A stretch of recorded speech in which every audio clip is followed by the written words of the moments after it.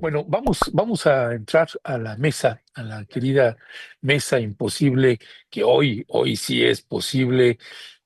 Hoy pues ya está con nosotros Temoris Greco, Laura Sánchez Ley, y en un instante más pues estará también ya Federico. Entrando en materia, mis queridos Federico, Laura, Temoris, pues muchos temas que abordar, que discutir y pues precisamente ya habíamos abordado pues sobre este caso que además Laura lo ha trabajado mucho por años, pues esto que sucedió también con este tipo de grupos musicales que pues ya se les imputó la apología del delito al grupo de los Alegres del Barranco, que generó una gran polémica en ese concierto por las imágenes que fueron colocadas también, no solamente por la música, sino por las imágenes que fueron colocadas a espaldas de ellos, del Mencho y pues miembros del cártel Jalisco Nueva Generación y otros demonios. ¿Qué decía al respecto, mi querida Laura? Pues como dirían en Argentina, se picó, ¿no, Fede?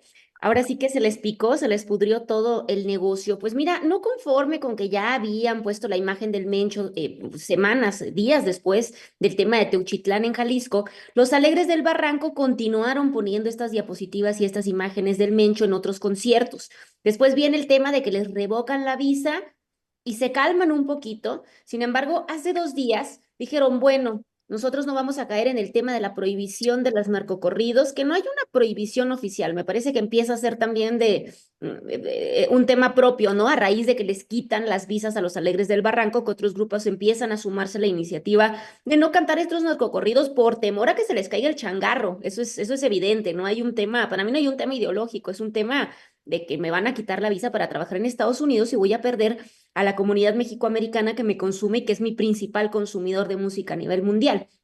Sin embargo, hace 2 días dicen o se les ocurre, en lugar de cantarla a ellos, abrir el micrófono a todo el público para que sea el público quien cante estas canciones que hacen apología al delito.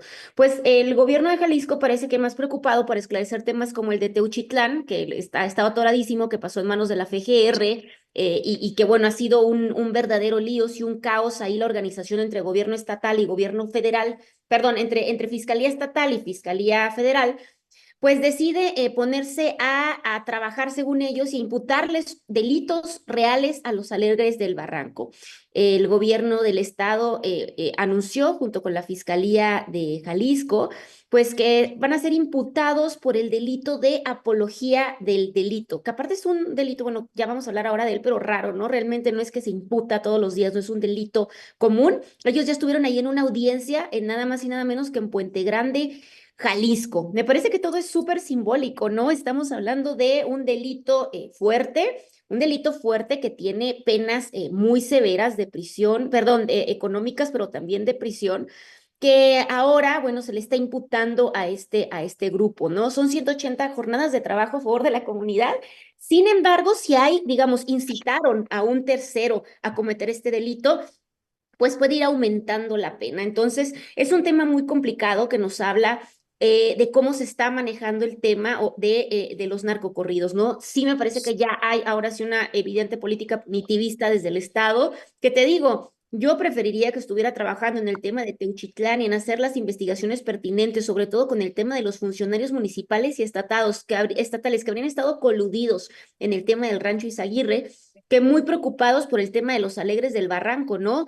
Te digo, es muy simbólico verlos llegar a un juzgado en Puente Grande, que no es el Puente Grande del Chapo. Recordemos que en Jalisco los complejos penitenciarios son Puente Grande Federal y el estatal, pero están dentro de un mismo complejo penitenciario, alejado de la ciudad, donde bueno, ahora tuvieron que presentarse a declarar estos sujetos. Y me parece eso, ¿no? Me parece que en lugar de estar preocupados por esclarecer delitos que sí importan, pues están destinando recursos de la Fiscalía Estatal, que está bastante rebasada, donde se encabeza la gran cantidad de desapariciones de nuestro estado. Tiene el primer lugar a nivel nacional, por ejemplo, de desaparecidos Jalisco, pues están muy preocupados destinando todos los y todo el peso de la ley para los Alegres del Barranco. Y que, ojo, no los estoy exonerando, que tampoco soy nadie para exonerar o no, pero me parece que están llevándolo demasiado lejos ante la incapacidad de realmente resolver lo que interesa, que es el tema de la violencia incontrolable en Jalisco y el tema de los desaparecidos en Jalisco.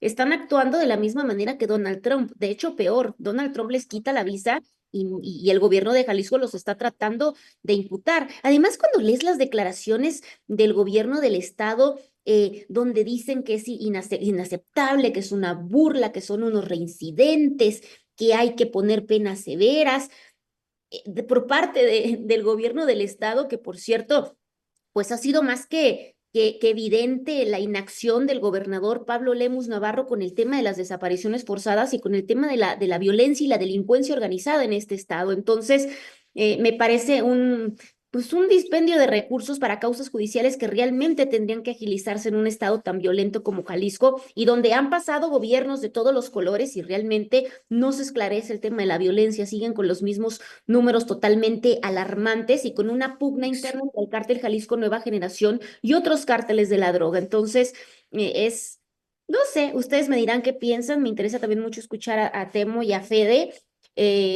pero bueno, aguas, Temo, te apellidas igual, no vaya a ser que te imputen en Sí, por oye. también.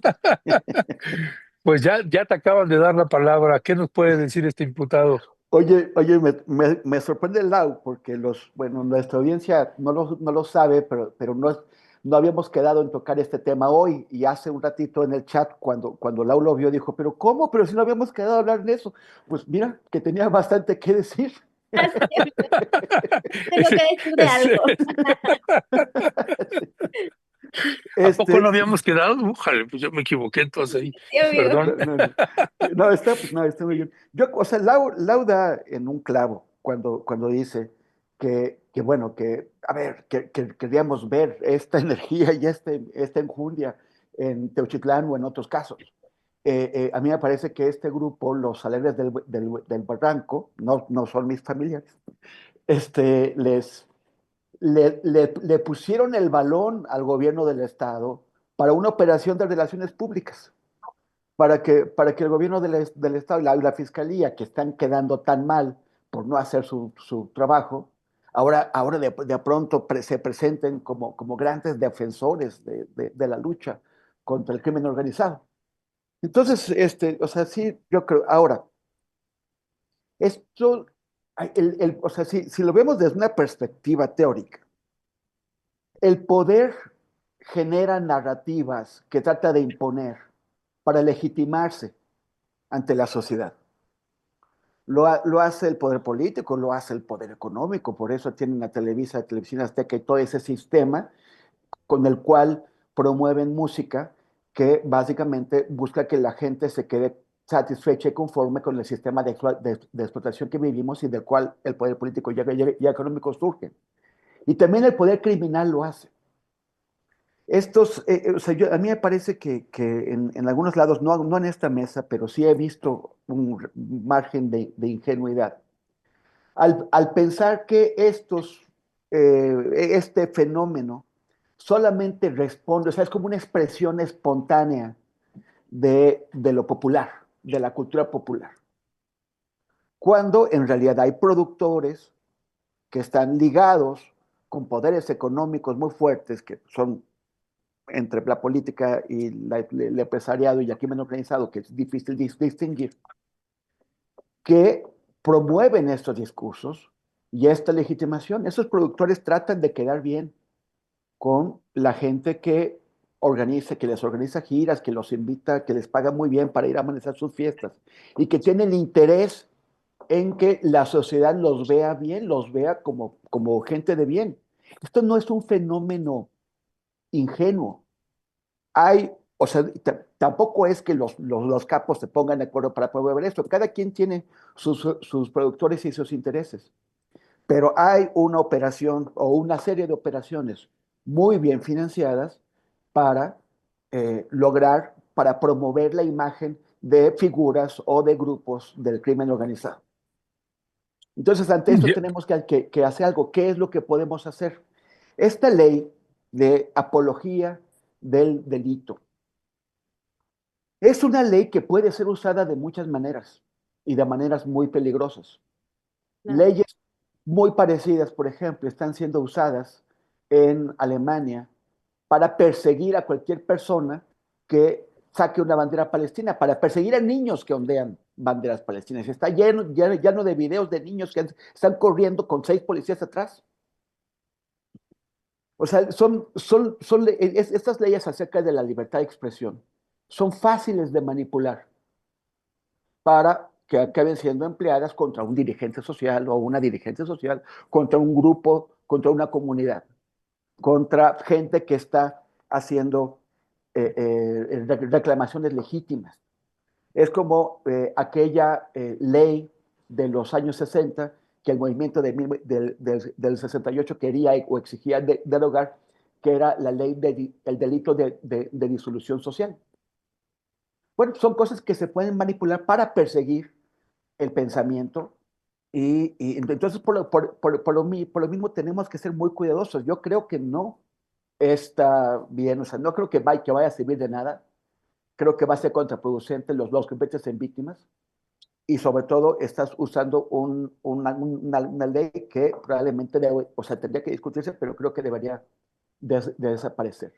Mejor será activar una discusión social y sí, una cosa muy útil y o sea, que me parece que es muy realizable, que con el dinero de nuestros impuestos no se fomente este discurso, estos discursos, que con nuestros impuestos los gobiernos municipales, estatales o federal no estén contratando a grupos o a personas que estén manejando estos discursos, que en espacios públicos, que en el estadio, por ejemplo, el estadio de la Universidad de Guadalajara, que es donde sacaron esta imagen del Mencho, pues la Universidad de Guadalajara, por muy autónoma que sea, la pagamos nosotros y no tiene por qué estar permitiendo que esto se presente ahí.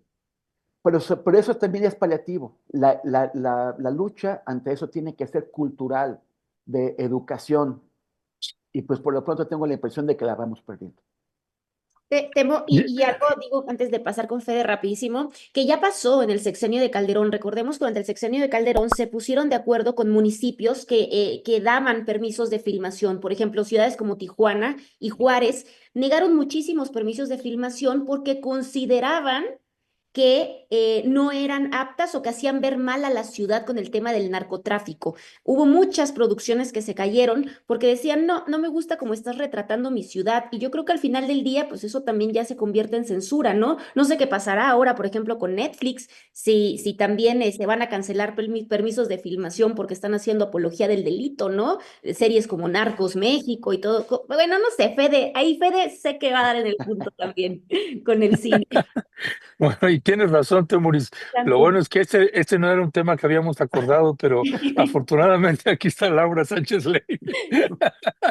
Bueno, ¿qué? Este, bueno, mi querido Federico Bonazo, pues bueno, además y antes de entrar y darte la palabra, pues tenemos una imagen también, habemos Papa, No, acaba no de me, salir ya el no humo me digas blanco, acaba de salir el humo blanco, revelan ya el no humo me digas que blanco. Parolín. Temoris Greco, el nuevo papa, el pontífice, dice, sí, él va a estar oficiando misas desde el Covadonga. Ahí, en fin, pues bueno, Pero ¿quién es parte de el las noticias Papa? de último, No no dicen sabemos. todavía, No, Ah, amigo. apenas salió ya apenas salió ya el anuncio de que oye, ya me llama la habemos papa. atención, breve interrupción apostólica, se hizo y yo creo que por la rapidez en que se decidió, temo que haya tenido efecto. Se hizo una coalición entre la burocracia, la curia vaticana, que son los burócratas y los diplomáticos, con el sector conservador para tratar de impedir un papado de continuidad de Francisco, para intentar impedir un papado progresista como sería Lavelán o como sería el cardenal filipino o Zuppi, el francés. Entonces temo que haya funcionado por la velocidad en que está saliendo y que el cardenal Parolín sea el próximo papa. Vamos a ver. Bueno, ya veremos ahí qué poderes tiene Temuris. Si sale cierto lo que dice, Sí. no, bueno, no, que salve Temuris, salve Temuris. Nostradamus. Federico, ahora sí te damos la palabra. Eh, Se les agradece. A ver, este, si Temoris va a pontificar desde el Covadonga como nueva autoridad eclesiástica de la colonia Roma, yo quiero Ahí, ser el camarlengo. ahí voy a repartir hostias. Yo soy tu camarlengo, compadre, para que me toque más tiempo a la gallega, porque luego te lo comes todo tú. Bueno,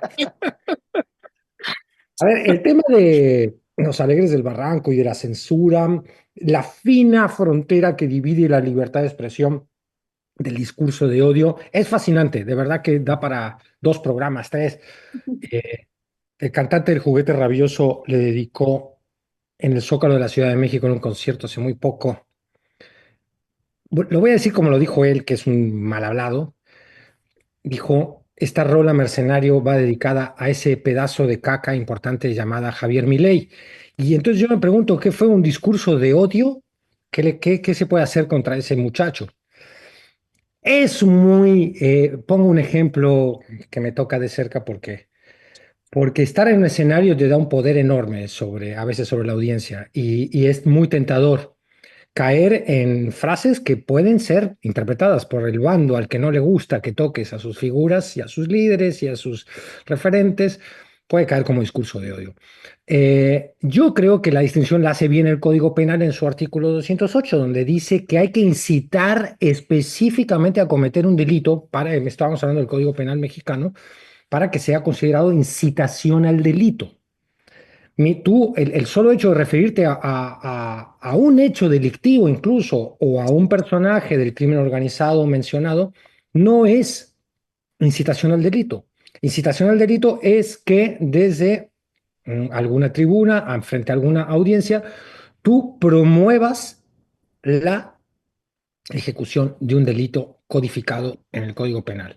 En ese sentido, yo creo que va a librar esta banda el tema de la justicia, que como muy bien decían Temoris y Lau, pues tiene mucho más que ver con un lavado de cara de un gobierno que ha hecho muy mal las cosas, de una fiscalía de un Estado que ha hecho pésimamente las cosas.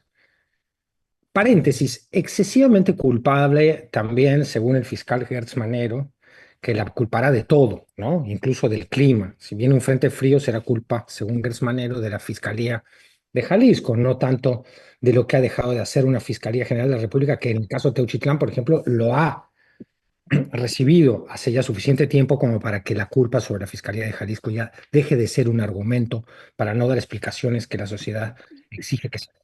En fin, es un tema fascinante, la finísima frontera entre la libertad de expresión, el discurso de odio y la incitación al delito, que es la causa, la supuesta violación al Código Penal que habría cometido esta banda y que es lo que tendrá que revisar la justicia. Siempre cuando decimos la justicia tenemos que decirlo entre comillas, de Jalisco en este caso particular. Pero es un tema que da para mucho. También, con esto cierro ella, la, la ventana especulativa que habría Temoris sobre qué tan espontáneo es, qué tan es un producto de marketing político, qué tanto está financiado por los capos, qué tanto en realidad también hay una respuesta. A mí me parece muy interesante y sí creo que no es únicamente un fenómeno pagado para la promoción de los grandes jefes del narcotráfico, que hay una respuesta social que podríamos poner como explicación de que hay una cultura de la música narco, una cultura narco que incluye a la música, si así lo queremos ver, y eso es tema, por supuesto, de otras conversaciones, pero bien interesantes.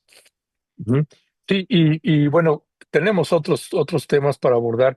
Yo nada más ahí también te preguntaría, Laura, porque sí llama mucho la atención esto que estuvimos viendo y que ya lo comentabas también, que pues estos alegres, este grupo de alegres del Barranco, llamó mucho la atención que siguieran reproduciendo las imágenes en otros espacios después de todo el escándalo. Y pues de hecho empezaron a salir ahí varios preocupaciones de que cuál es el nivel de vinculación que pudieran tener, precisamente por sentirse pues prácticamente inmunes a hacer este tipo de prácticas. Las interpretaciones han sido varias en ese sentido. Y bueno, yo te preguntaría también un poco sobre esto, además de pasar ya al siguiente tema, que es esto que le ha generado muchísimo ruido.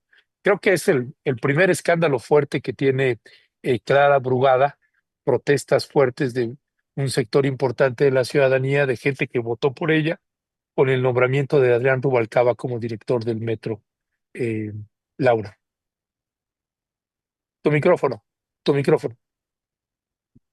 Sobre los Alegres del Barranco, yo creo que no tienen nada que perder ya, les quitaron la visa, no sé qué más pudiera perder esta agrupación. Como dice Fede, es un delito muy difícil la apología del delito, no hay manera, es muy difícil comprobar que tu música incitó a un tercero a cometer un delito. Entonces, creo que saben que no hay mucho que perder y bueno, ya es aferrarte a macharte, ¿no? Como dicen en mi pueblo. Y creo que va por ahí. No te podría decir el tema de la colusión con el narcotráfico, es como muy. Es más difícil todavía, ¿no? Pero el tema de que están pues ya aferrados, porque no tienes mucho que perder ya en este momento, así que yo creo que más bien va por ahí y es mantener a un público o un target que quiere y exige escuchar los narcocorridos, ¿no? Creo que es lo único que te queda por mantener a tu público. Entonces, no creo que va por ahí. Sobre Rubalcaba, híjole, qué difícil.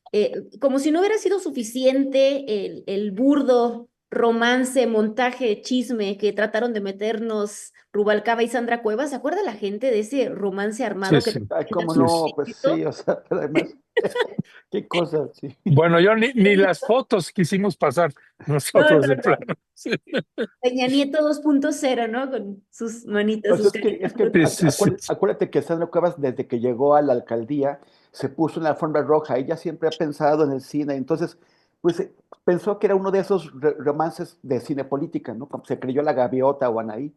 Claro, totalmente, Temo. Por eso les digo que es el Ujú, Peña Nieto 2.0, ¿no? Que se trataron de aventar, pero versión económica en el sentido de ujú. que no había tanto dinero, me parece, para la campaña porque fracasó muy rápido, ¿no? Ni un mes yo creo que duró el romance ahí que a todas luces parecía ficticio. Rubalcaba lo hizo mejor que Sandra Cuevas, ¿no? Sandra Cuevas optó Sin por duda. Movimiento Ciudadano, Rubalcaba por Morena, y bueno, estamos viendo ahora, pues finalmente los beneficios que se ganó Adrián Rubalcaba, ahora como nuevo director general del Metro, por cierto, uno de los sectores más sensibles que hay, ¿no? En el tema de la movilidad, más o menos 4 millones de personas se desplazan diariamente o utilizan el sistema del metro, que justo esta semana pasada, pues se cumple un aniversario más de la tragedia de la línea 12, pero también de otra tragedia, ¿no? Es decir, venimos arrastrando, se los cuento porque en Archivero acabamos de sacar esa historia, ¿no? La tragedia del accidente del metro del 75. Desde 1975 venimos con deficiencias en el mantenimiento, en la implementación, en un pleito con el sindicato, en esta historia del 75 que después se las compartiré, pues empezamos a ver todas las deficiencias. Solo había dos líneas del metro y una de ellas va y se descarrila ahí en viaducto. Vemos incluso interrogatorios de la policía, de la Dirección Federal de Seguridad y de gente de que después se convertirían en las Brigadas Blancas, quienes obligan al conductor del metro, pese a que había evidencia de que se había levantado la palanca, es decir, que pudo haber habido un complot para descarrilar el metro. Desde entonces el metro está en pugnas entre un sindicato súper priista, falta de mantenimiento, falta de líneas, bueno, incluso falta de sensibilidad para estas 4 millones de personas que se movilizan todos los días. Entonces, bueno, es terrible, sobre todo por el oscuro pasado que tiene Adrián Rubalcaba. Ya escuchaba yo a Temo hablar en otro espacio, yo creo que les puedo explicar mucho mejor sobre este personaje, pero sí sabemos que desde el año 2015 al menos, pues se le ha mencionado en múltiples pues triquiñuelas, carpetas de investigación. Tenemos, por ejemplo, en 2015 esta red dedicada al acoso y campañas de desprestigio que se comprobó que fragó en contra de periodistas como Alejandro Páez Varela, como miembro, como Aristegui Noticias, que incluso pues llevaron a la Policía Federal y a la entonces Fiscalía para delitos cometidos contra la libertad de expresión, ahí la FEATLE, pues a levantar una investigación por esta red de acoso y campañas que le montó a todo el mundo, donde incluso les inventó delitos a través de bots, bueno, hasta de pederastas los acusó, es decir, no es una cosa menor y yo me parece que hay que verbalizarlo con todas sus letras, ¿no? Es un verdadero gángster para mí este sujeto, nada lo detuvo. Después tuvimos también otra acusación, que creo recordar que fue contra una diputada local en 2024, quien dice que la amenazó y la intimidó adentro del recinto legislativo de la Ciudad de México, es decir, no tiene límites con estos actos violentos e intimidatorios. Y bueno, me parece que en ese entonces no tenía tanto poder este personaje y aún así, pues hizo de las suyas desde el año 2015. Entonces, creo que es importante que sí se salga a dar una explicación porque hasta ahora lo único que tenemos es que pues fue un acuerdo político, pagarle el favor de bajarse de esta candidatura, de esta campaña de la Ciudad de México. Entonces, pues este hombre es un ser bastante siniestro, me parece. Hay también carpetas de investigación que se le abrieron por enriquecimiento, pues inexplicable también, ¿no? Que de un día para otro se volvió millonario al estilo Sandra Cuevas, que ahora ya desapareció de las redes sociales, bastante cortados por la misma tijera los dos personajes. Entonces, pues bueno, me parece que es el favor que se le está pagando, este favor de noviembre del 2023 cuando renuncia al PRI, cuando pues no fue seleccionado como candidato allá a la coalición por la jefatura de la Ciudad de México. Y bueno, el tema del metro no es un asunto menor. Me parece que ahí no debería estar un político en un cargo como el metro. Debería estar una persona totalmente especializada y con conocimientos técnicos de altísimo nivel, porque el metro transporta a 4 millones de personas. No se trata de salir a justificarte, de salir a dar pues declaraciones como político, como pasó el día de antier que se le descompuso una de las líneas del metro más importantes y que van al Estado de México, que conectan con el Estado de México. Entonces, pues me parece que se viene pues un escenario bastante desalentador. Si lo fue. Si se vieron rebasados personajes y personas, directores del metro que tenían una gran experiencia técnica y académica con el tema de la movilidad y el transporte y los servicios técnicos, no sé qué puede pasar con un personaje tan oscuro, con tantos delitos en su haber y con una personalidad tan agresiva como Adrián Rubalcaba, también hay que decirlo.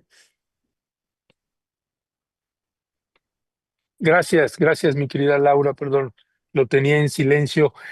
Unos días previos a ese nombramiento, Adrián Rubalcaba publicó también una imagen desde el 2 de mayo. Te voy a pedir, mi querido Cristian, si podemos ponerla, donde aparece Adrián Rubalcaba con la presidenta de la República, Claudia Sheinbaum. Pues esa imagen que tenemos ahí a cuadro, si usted se fija, es la fecha 2 de mayo. Dice: Presidenta Claudia Sheinbaum, gracias de corazón por confiar en mí como responsable de las mesas de paz. Su liderazgo inspira, transforma vidas y destinos. A Omar García Harfuch, mi profunda gratitud por su respaldo leal. Me voy con el alma llena y el corazón listo para seguir sirviendo a México. Y pues sí, se va a servir como director del metro. ¿Qué decir al respecto? ¿Cuál es la lectura que tienes de este nombramiento y cuál es el costo que crees que pueda tener para Clara Brugada? O sea, vaya broma eso que antes lo hubieran dado las mesas de paz, ¿no? O sea, es así, vaya broma. Ya comentó Laura cómo ha agredido a gente, a legisladores, a periodistas, pero también está el tema de la forma en que logró controlar durante 9 años la alcaldía Coajimalpa. Él fue 3 veces jefe delegacional o alcalde de ahí, y además diputado en lo que brincaba, o sea, andaba chapulineando, pero controlando. Y eso lo hizo a través de la violencia, a través del uso de golpeadores para perseguir, para hostigar, para arrinconar a sus rivales y opositores políticos. Y aquí está lo que mencionaba Lau, que conté el otro día, ¿no? De un incidente de hace unos pocos años, porque él tiene relaciones con una mafia, con una pandilla local de secuestradores que se llama Los Claudios. Pero obviamente no lo quería contar, pero el jefe de los Claudios se le ocurrió que sería muy buena idea subir a sus redes una foto donde está abrazándose con Rubalcaba. alguien ve la foto, Reforma la publica y Rubalcaba manda una imagen photoshopeada en donde dice que a él lo photoshopearon. O sea, pone un cuate parecido a otro así como con el mismo aspecto, así, y una camisa parecida, y dice, este es el bueno, no el que me photoshopearon. Entonces, pero pues, o sea, ¿a quién se quiere chamaquear, no? Entonces, en Reforma le dice, no, ¿cómo? Espérate, esto no corresponde, esa es la foto, esa es la otra foto, no tienen que ver. Él insiste, se aferra. Claro que sí, me photoshopearon. Entonces ya los fotógrafos de Reforma se la pasaron bomba, porque pues el trabajo de Photoshop se le encargó a su sobrinito que estudia dibujo técnico. Entonces, entonces los de Reforma se pusieron a señalar, eso lo puse en mis redes por si alguien lo quiere, esas fotos. Se dedica a señalar todos los puntos que demuestran que pues es muy mal trabajo de Photoshop el que le pidió Rubalcaba a su sobrinito. Es un tipo violento. Cuando se enojó sin embargo, y con Alejandro Páez, que empezó a hostigarlos, fue porque ellos mostraron algunas fotos de Rubalcaba en donde él se viste como militar y anda con un arma y en actitud como si se sintiera comando, ¿no? O sea, se ve que vio demasiadas películas de Rambo y así se inspira. No es delito hacer eso, pero sí dice mucho del carácter de la persona. También su manera de controlar Coajimalpa pues fue mediante el clientelismo, ¿no? El cobro de piso, el reparto de preventas a grupos corporativos. El metro es una gran oportunidad, un gran espacio para eso, porque ahí, pues, por ejemplo, están todos los ambulantes, toda la gente que de pronto los corren, de pronto los dejan, tienen que negociar con los líderes, y él, pues ya nos podemos imaginar cómo va a querer negociar con los líderes. Hay que negociar también con Fernando Espino, que es el dirigente del sindicato, un tipo pues peligrosísimo también, que ha mantenido por décadas el control del sindicato y también siempre afiliado al priismo, alguien que por cierto le ha hecho bastante grilla antes a Claudia Sheinbaum y pues ahora se la va a querer. Esta es la foto, este es el de la izquierda es el de los Claudios, es el jefe de los Claudios. Y luego él pone otro cuate que tiene como la misma complexión, pero no tanto, ahí está. Entonces pone a su cuate y dice, este es el bueno, el otro no. Pero si te fijas, la complexión, o sea, es parecida, pero no es la misma. O sea, los fotógrafos de Reforma señalaron el cuello de la camisa, no está parecido y además, o sea, el fondo, o sea, total que es un cotorreo esto y pues bueno, fue muy divertido pues exhibirlo, pero lo que pasa es que como México es un país donde la vergüenza escasea, no es como en lugares donde te sacan esto y te retiras de la política porque ya te cacharon y no tienes cara para volver a sentarte a la mesa de nadie. Pero en México se invita a la mesa a gente como esta a pesar de todo. Si no, pregúntale a Manuel Bartlett. Pues vaya que si es posible que vaya a tener un costo político importante para Clara Brugada. No sé cuál es tu lectura ahí también, Federico. O pues simple y llanamente pues va a pasar como pasa en otros nombramientos. Los primeros días hay mucho fuego y después todo se diluye. ¿Qué decía al respecto? Mm, Creo que un poco va a suceder como acabas de decir tú. Se va a ir diluyendo porque la memoria es tan lábil en nuestras sociedades, sobre todo asediada por una cantidad de información tan brutal que se tiende a olvidar. Pero perder la memoria está prohibido para la izquierda, porque se pierde la configuración elemental de la identidad de los movimientos que cohesionan cualquier proyecto de izquierda. No puedes perder la memoria tan a menudo sin algún tipo de costo. Y yo no sé tanto el caso en sí de Rubalcaba, pero el acumulado sí va a tener, sí va a tener. Y si siguen con esta indolencia, va a tener muchos más costos electorales y políticos de lo que están calculando desde la burbuja de la soberbia. Me refiero a la 4T. Fue una mañanera muy triste para los que puedan simpatizar con el proyecto llamado 4T, porque no solo se le lavó la cara por parte de la presidenta, Adrián Rubalcaba, sino también a Cuitláhuac García, Es decir, ahí al mismo tiempo hubo dos lavados de cara tremendos por parte de la presidenta, que es la dirigente del movimiento de la 4T. Y a los que no les gustaba mucho todo esto y se había manifestado en las redes sociales, los mandó a leer un libro, como si tuviéramos todos que encontrar la verdad absoluta en el Nuevo o Viejo Testamento obradorista. Muy desafortunada, por decirlo menos, fue la presidenta Claudia Sheinbaum en la mañanera de ayer. Y nos reveló lo que estaba claro, que esto no es una designación de Clara Brugada. Clara Brugada va a pagar el precio político de lo que es el pago de la cuota. Y el pago de la cuota, Adrián Rubalcaba, está decidido por la dirigencia de Morena y no quiero con esto quitar ninguna responsabilidad a la jefa de gobierno de la Ciudad de México, que lo tiene porque también es un político de alto nivel, una política, perdón, de alto nivel y pudo haber dicho, ¿saben qué? Siempre no.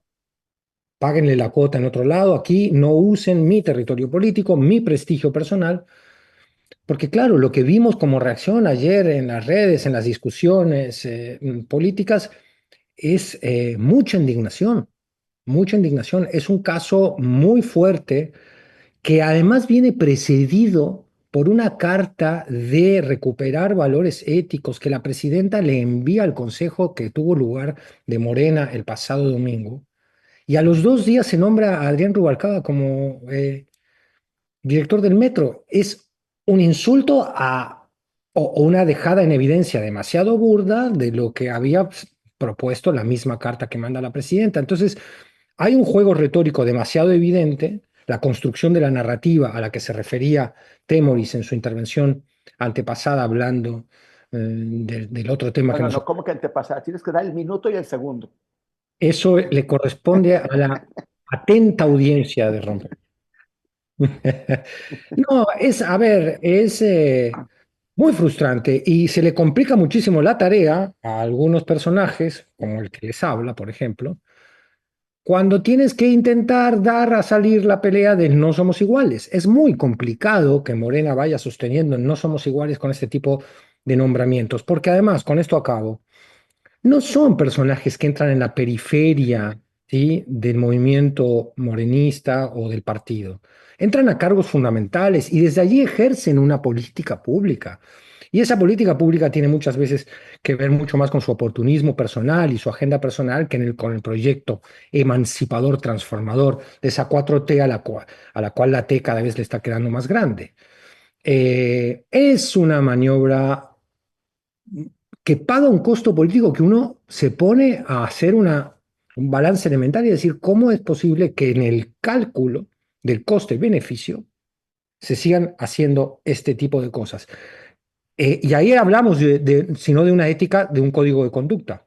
El código de conducta es pagar las cuotas, pagar las alianzas antes que responder elementalmente al programa político. Ya no les hablo de una conducta ética, ya no les hablo de una invocación a los principios, al elemental programa político que dice encabezar la 4T. Ya, Oye, gracias. me encantó lo de que la tele le va quedando grandota. Me imaginé un 4 con ojitos que se está haciendo chiquito, mientras la tele así La se T A va va, ver, creciendo. ¿cómo te lo imaginaste, Temuri? Como un 4 que se va haciendo chiquito así con ojitos, o son así con ojitos, y que va así viendo a la tele así. Bueno,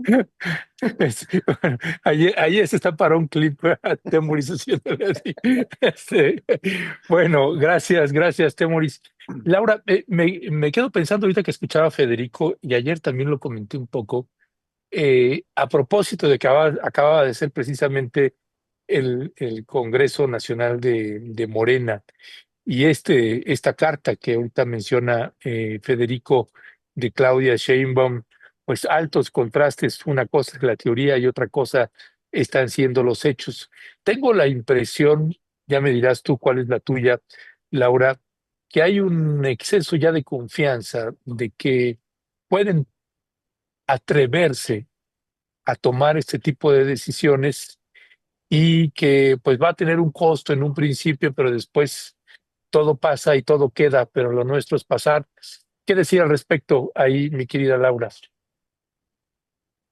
Micrófono. Ya me di cuenta inmediatamente. Creo que Fede lo explica a la perfección. Parecería que todo se olvida. Parecería que todo pasa, ¿no? No sé, o sea, eso pasó en el sexenio de Andrés Manuel López Obrador también. Dan el caso de Manuel Bartlett, un político priista de primerísimo nivel, exsecretario de Gobernación, que orquestó fraudes electorales y aún así se le convierte en un patriota. De hecho, hubo una conferencia donde le llaman que es un patriota y que Estados Unidos directamente quería afectarlo y que todo había sido un montaje. Vamos, hasta señalamientos en el tema del asesinato de Enrique Camarena. Había, ¿no? No precisamente de haber estado en la tortura, pero sí de haber estado enterado de lo que estaba sucediendo en esos momentos con un agente norteamericano. Entonces, se le ha vendido así, incluso hay mucha gente del movimiento que lo ha llamado patriota abierta y directamente, pese a ser un personaje pues totalmente marcado por el escándalo y por la corrupción política y ya también por la corrupción a nivel familiar, ¿no? Tantos escándalos que se han generado en este tema. Yo no veo realmente que suceda mucho con el tema de Rubalcaba. Me parece que incluso es un personaje bastante menor, ¿no? Y si ya tuvimos este tipo de perfiles y se toleran este tipo de perfiles, como Yunes, como Barlet, y bueno, nos podemos seguir con la lista como Cuauhtémoc Blanco en temas súper importantes y en cargos súper importantes y de relevancia política. No estoy segura que con Rubalcaba vaya a pasar mucho. Como dice Fede, parecería a veces que no tenemos, no lo dijo tal cual, pero yo lo altero, Fede, lo hago todavía más grande. Parecería que no tenemos memoria, ¿no? Que no hay memoria, porque pasa una cosa peor todos los días, ¿no? Que es un poco el hartazgo de la gente. Todos los días pasa algo peor y se olvida entonces el escándalo en turno. Así es como lo veo yo, lo veo yo, querido Ernesto. Ya, gracias, Laura. Temoris, ahí también, ¿cuál es tu lectura en ese sentido?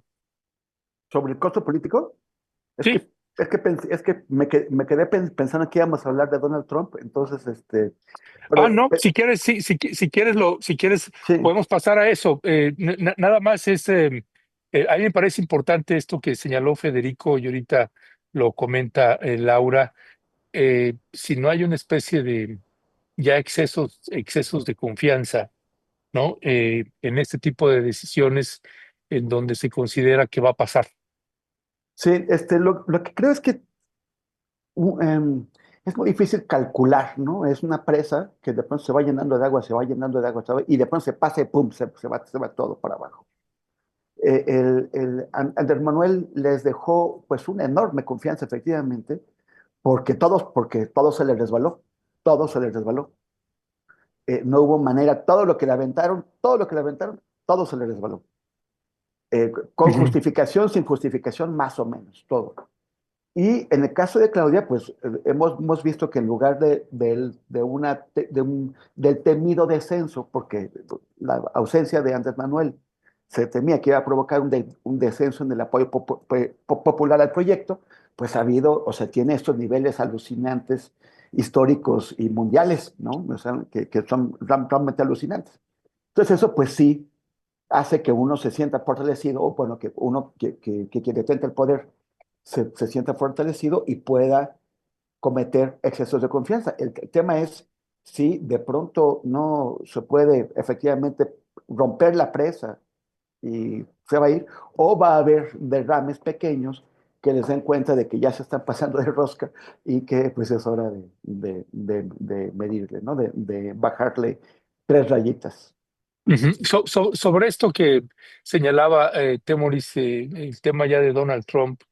Am, Tengo la impresión, y ya me dirán ustedes tres en ese sentido, que pasa también un poco como con Andrés Manuel López Obrador, en el tema de cómo enfrentar atención en lo que toca a problemas en otros países, el posicionamiento de México con Bolivia cuando fue el golpe de Estado con Evo Morales, el posicionamiento de México con respecto del bloqueo a Cuba, el posicionamiento en este caso digno de Claudia Sheinbaum frente a un presidente como Donald Trump. Pues pareciera que es algo así, hay una suerte bueno, nos gusta mucho lo que el posicionamiento de una mandataria o de un mandatario frente a un gobierno como el de Estados Unidos o esta solidaridad con otros gobiernos como el de Cuba. pero luego vemos los contrastes acá y resulta difícil ver a la hora de contrastar pues la suerte de contradicciones que hay. En ese sentido y con respecto del posicionamiento de Claudia frente a Donald Trump, ¿cómo lo estás leyendo? Y si eso es ya una práctica que estaremos viendo a lo largo de todo el sexenio. Bien, ¿a quién le das la palabra, querido amigo? Vas tú, Federico. Bueno, para mí la Perdón. principal contradicción en términos de política exterior es que no se ha roto relaciones con Israel. Es una contradicción que comparte México con el resto del mundo infame, del mundo negacionista y del mundo que, pues, es socio indirecto del genocidio. Eh, eh, para mí es inconcebible que ante una declaración como la del Estado de Israel de hace unos días, donde se dice que se va a sentar ya la ocupación, no solo se va a bombardear para buscar a Hamas, sino que ya nos vamos, ya han declarado que se quieren quedar con el territorio, algo que era muy difícil que no supiéramos muchísimos, pero otros parece que no lo han querido saber nunca, ni siquiera en estas mismas circunstancias. Ver la postura del mundo ante eso, bueno, es dramática. No basta solo con decir que México respeta la autodeterminación de los pueblos y aboga por la paz. Es absolutamente insuficiente ante un crimen de lesa humanidad como el que está atestiguando la historia, del cual se van a avergonzar todos los dirigentes políticos que no hayan tomado la postura humanitaria más elemental, tendrán de qué avergonzarse y pasarán a la historia como cómplices silenciosos de una de las atrocidades más grandes que hemos podido atestiguar como humanidad en décadas recientes. En ese sentido, va por ahí. Ahora, luego, Trump, pues sí, está bien, ¿qué va a decir la presidenta? La soberanía se respeta, está muy bien y ahí la apoyamos todos, por supuesto. Lo que vivimos es en un mundo absolutamente fake, donde importa más lo que se declara que lo que se hace, donde importa más el Photoshop que la foto real, donde importa más el speech para tus electores y para tus bases que lo que realmente vas a hacer. Con esto no quiero negarle peligrosidad a las declaraciones que no solo son de Trump, que son de gran parte del establishment, el nuevo régimen estadounidense que tiene las celebrities conduciendo el Pentágono, por ejemplo, y que han dicho también que a México hay que intervenirlo militarmente. Esto no es solo un discurso que dice Trump eventualmente, lo dicen altos funcionarios de ese gobierno absolutamente decadente y no profesional que hoy conduce a la potencia militar más grande de la historia. Entonces, bueno, no me relajaría solamente porque conocemos que la dimensión declarativa de Trump suele ser más retórica que efectiva, no, y habría que pensar, espero que el gobierno lo tenga muy claro, qué hacer con lo que van a ser, o lo pueden ser, diferentes niveles de injerencismo. Desde vuelos de drones no permitidos, con los cuales ya que hayan ocurrido, maniobras militares en los océanos, en aguas territoriales mexicanas, que ya han ocurrido, y México ahí pues se hace el distraído, porque no puede estar generando un lío diplomático cada vez que un dron cruza la frontera. Pero claro, del cruce del dron al cruce de los Marines, bueno, ahí sí, México espero que esté muy preparado para que no parece que vaya a suceder. Recordemos lo que fue en 1990, la invasión de los Estados Unidos a Panamá, con la misma excusa, la de combatir el narcotráfico. No creo que estemos ante esa circunstancia geopolítica, histórica, pero con Trump, mejor no confiarse. Ahora, qué aburrido, qué aburrido resulta tener que seguir la agenda, todas nuestras mesas de análisis, todos los periódicos, la prensa del mundo, de lo que este hombre eructa diariamente, de lo cual no cumple con el 90%, ¿no? En fin, ahí lo dejo. Gracias, gracias Federico.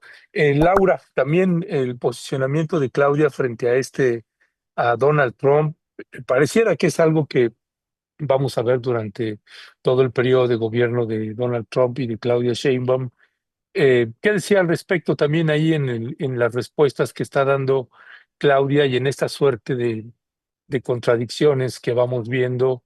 Y un tema que, si bien no lo acordamos también, pues, pero a propósito de esto, este video que pasamos de Gerardo Fernández Noroña, el posicionamiento del Senado de la República frente al genocidio perpetrado contra el pueblo palestino por parte de Israel, ¿Qué decía al respecto del posicionamiento de Claudia frente a Trump y este otro elemento que estoy colocando? Micrófono, micrófono.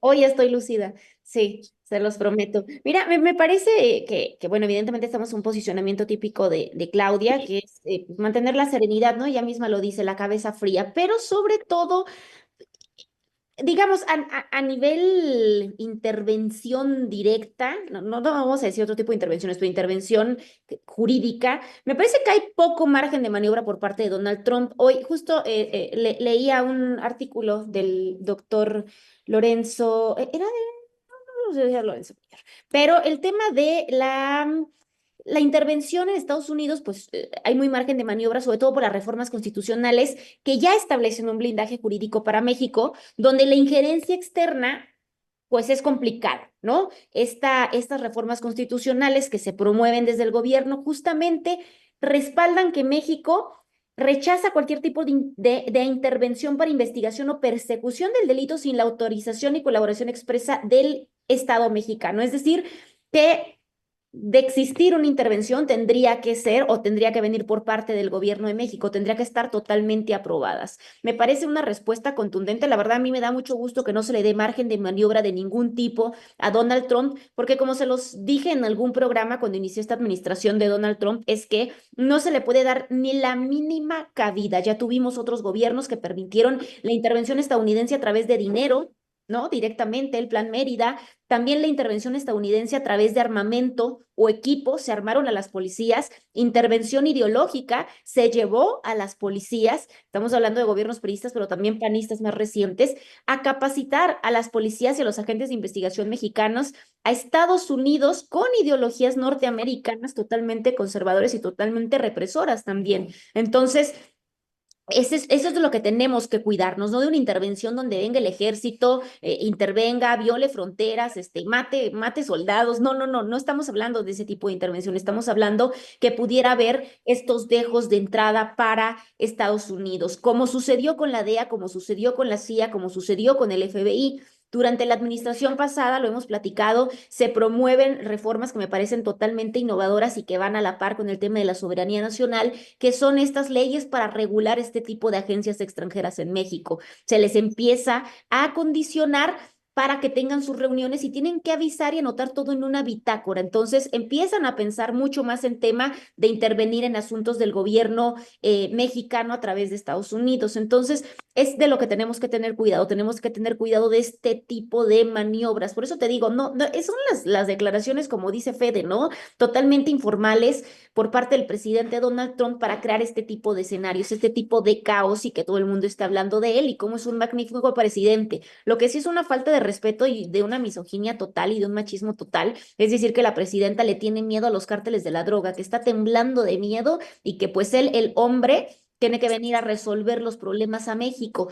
Eso es lo que más me preocupa de este discurso de Donald Trump. Pero sí creo que hay que poner ojo porque ahora sí que permitimos que nos entren poquito y vamos a tener otra vez a la DEA en el hangar de Toluca que se le sacó, vamos a tener otra vez estos 230 agentes extranjeros que decía Ebrard en algún momento que estaban trabajando de encubiertos en México.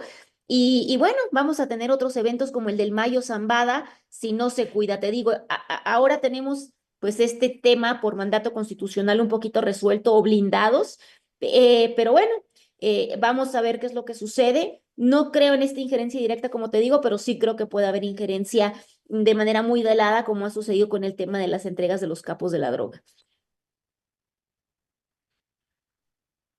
Micrófono, Ernesto. Ahora soy yo, perdón, perdón, gracias. Bueno, pues adivinen que esto que nos comentaba nuestro querido Temoris, Pietro Parolin, el nuevo papa, el nuevo papa, así que pues ese cabello, ese humo blanco era el cabello de Temoris, el que usted veía ahí que estaban incinerando, y esa es la información que está saliendo, que es Pietro Parolin, el nuevo Creo que estaban, pontífice. estaban incinerando también la memoria de Francisco, porque esta alianza se empezó a configurar cuando el decano del Colegio Cardenalicio, por primera ocasión desde que los vaticanistas tienen memoria, hizo el discurso de apertura de la asamblea sin mencionar a Francisco, al papa anterior, lo cual, o sea, es una tradición con la que él rompe. Creo que es bastante significativa de que esta alianza Parolín-Conservadores viene a reventar el legado de Francisco. Y vamos a ver entonces un corrimiento hacia la derecha de la iglesia. Recordemos que hubo un concilio vaticano, según en los años 60, que era una apuesta al día de la iglesia, que una reacción de extrema derecha con Juan Pablo II y con Benedicto XVI, que significó sobre el terreno persecución contra los sectores progresistas de la iglesia, contra los jesuitas, contra las comunidades de base, y hubo una represión de cardenales y de obispos que tenían estas posturas de teología de la liberación, todo esto. Hubo esta permisividad por la cual Marcial Maciel de la Legión de Cristo fue tolerado, a pesar de que se le descubrió, tuvo que llegar Ratzinger para que lo procese, pero Juan Pablo II protegió al pederasta criminal Marcial Maciel, y los que están llegando ahora tienen ganas de deshacer el legado de Francisco. Entonces, pues vamos a ver, o sea, digo, los que no somos religiosos no debería importarnos tanto, pero sí, porque esto termina teniendo un impacto directo en el terreno, en donde la gente vive y donde se producen sus luchas. Pues, y además para las iglesias más enmarcadas en la teología de la liberación, cuando llegan papas como este, pues créanos, cuando uno va haciendo trabajo en campo, ves todo lo que se mueve, la dinámica, cómo les cambia, y entonces, si de por sí hay regiones donde este trabajo que hacen algunos párrocos, catequistas, diáconos, sacerdotes vinculados a la teología de la liberación, ya no solamente tienen que lidiar con las violencias que hay en las distintas regiones donde trabajan, sino además tienen que lidiar contra su propia iglesia, que empiezan a removerlos y los empiezan a mandar a otros lugares. Es mucho lo que se mueve ahí. Pues ya son las 11 de la mañana con 5 minutos. Si les parece bien, les pasaría el micrófono para una reflexión final de lo que quieran apuntar. Me confundí ya un poquito ahorita en el orden, así que si quieres, Federico, vamos contigo para una reflexión final de lo que quieras comentar. Sí, sobre todo porque él ha sido víctima el día de hoy de nuestras intervenciones montessorianas. Ah, sí, ya le dijeron a Laura, es que es de la escuela Montessori. Oh, queridos amigos y Lau, para mí un gusto escucharlos más que escucharme a mí mismo. A ver, no, revisemos. La 4T está en una situación en la cual sigue abusando de un exceso de confianza. Lo de Rubalcaba es ese ejemplo. Eh, Hay que hacerle caso a una base bastante concientizada que se ha manifestado últimamente con mucha fuerza y mucho enojo ante este tipo de nombramientos. Hay que promover el pensamiento crítico mucho antes que la obsecuencia a la que nos invitaba la presidenta yendo a leer el catecismo obradorista en el libro del presidente, libro que puede tener virtudes y defectos, pero que no puede explicarnos la realidad presente así porque sí, y mucho menos anular el talante crítico que le corresponde como responsabilidad cívica a cualquier ciudadano y como responsabilidad ética a cualquier militante que se diga de izquierda. Acá lo dejamos. Es un gusto para mí siempre compartir con ustedes cada jueves. Hoy Temoris decía, como cada miércoles nos encontraremos en la mesa imposible. Con razón es una mesa imposible. Si él va los miércoles, Pues ahí está la explicación. Nada más. Laura Sánchez Ley, ¿con qué cierras? No, amigo, con eso, que a lo que platicábamos sobre el tema de que hay que tener mucho cuidado con el tema de la intervención, ¿no? No dejar que vayan entrando. Ahora sí que yo hice mi cierre. Ok, gracias. Temoris, ¿con qué cierras? Oye, nada más es que nos están pidiendo que hablemos de los audios de Cedillo. Pues bueno, pues primero que se demuestren que son lo que son y es lo que no han hecho. O sea, no podemos hablar sobre algo que son los dichos de alguien que nos exige, o sea, porque más exige, crean que son lo que yo digo, porque yo digo que son lo que son, y si no, son esclavos de Ernesto Cedillo. Falta mucha Wow. educación con el tema de los expedientes, ¿eh? También falta mucha educación por parte de la gente que los está difundiendo y divulgando. Muchísima formación. Pero Por perdona, ejemplo, lo fueran, aunque, perdón, Lau, no, perdón. No, sí, amigo. No, no, no, sí, eso. Sí, Yo digo, falta. aunque fueran auténticos, ¿qué tiene que ver eso con la candidatura de Gutiérrez Priego? Porque la gente divide el tema de manera binaria. Si son auténticos, Gutiérrez Priego va a la Suprema Corte. Si no lo son, no, pues no tiene nada que ver. Pueden ser auténticos y otros aspectos de lo que es la dupla Pedrero-Gutiérrez Priego son absolutamente criticables. Por sí, supuesto. creo que ahí es una suerte de usar ese tipo de material, algo que supuestamente era sagrado para ti, pues lo sacas para usarlo para tu campaña electoral, para poder ser ministro. Sí. Pues es tremendo. Ayer veíamos Es un alguien, espectáculo. sí, es un espectáculo. Ayer Ayer lo que decía. veíamos un videíto donde, no se lo veía unos segundos ahí que alguien publicó que este joven pedrero decía, y, y aquí te los traigo, y el abogado César Gutiérrez Priego está aquí 20 metros de distancia porque no se puede separar de los audios.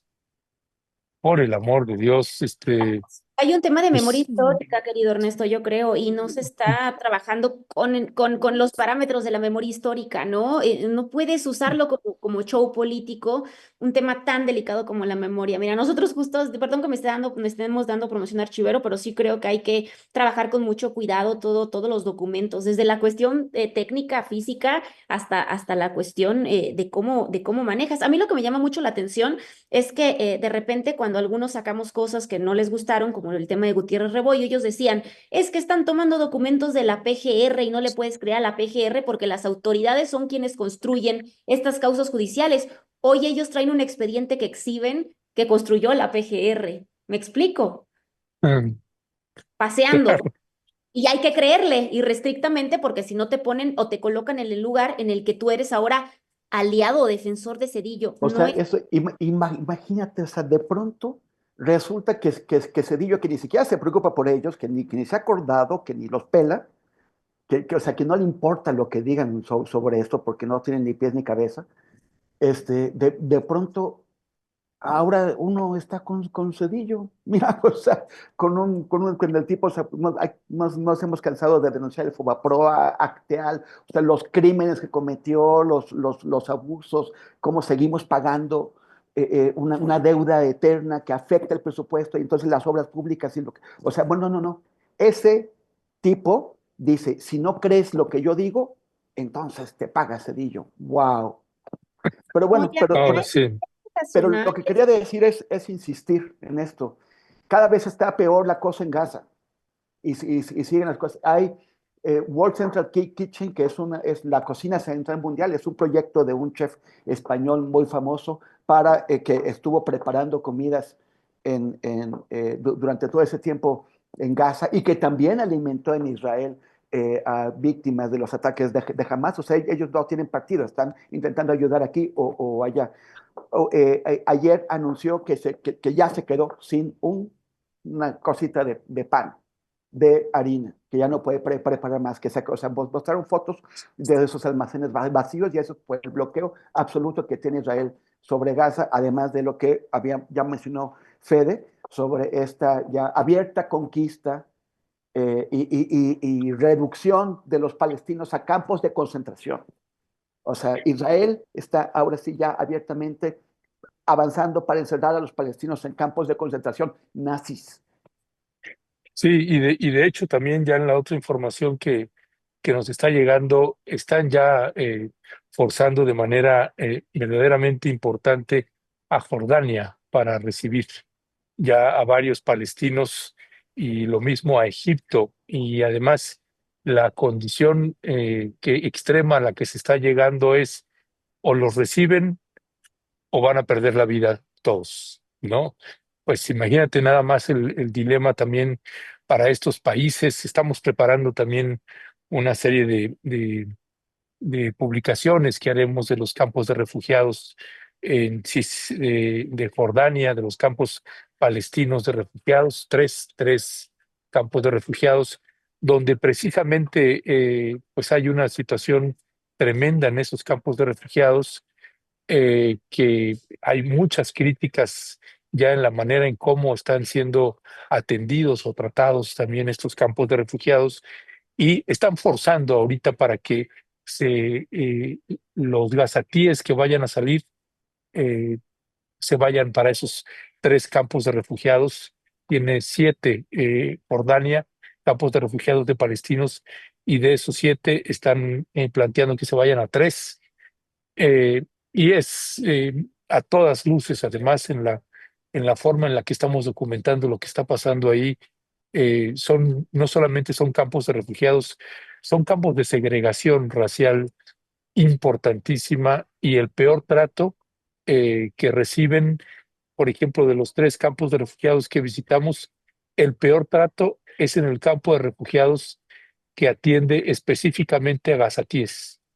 Es el campo de refugiados en peores condiciones y el que padece una segregación importantísima. Ya estaremos presentando también esos materiales audiovisuales, y es terrible el momento que está viviendo el pueblo palestino. No sé Oye, si, sí. Ernesto, Laura López López, que es una persona que está escribiendo en el chat, dice que grabó ayer una manifestación en La Haya, pro Palestina, que fue reprimida por la policía, y te está ofreciendo enviarte los videos, que si le indicas, nada más para señalar que la vean ahí Ah, en el chat. muchas gracias.